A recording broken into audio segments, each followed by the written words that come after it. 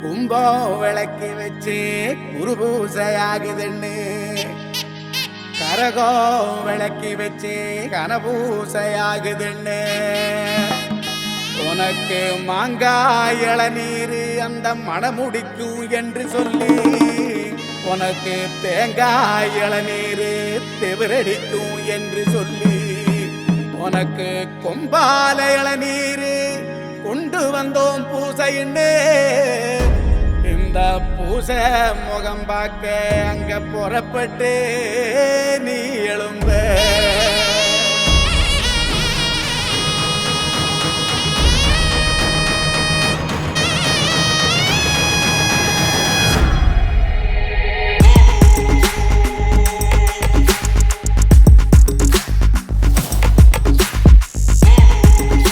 விளக்கு ஏற்றி வச்சு கும்பிடு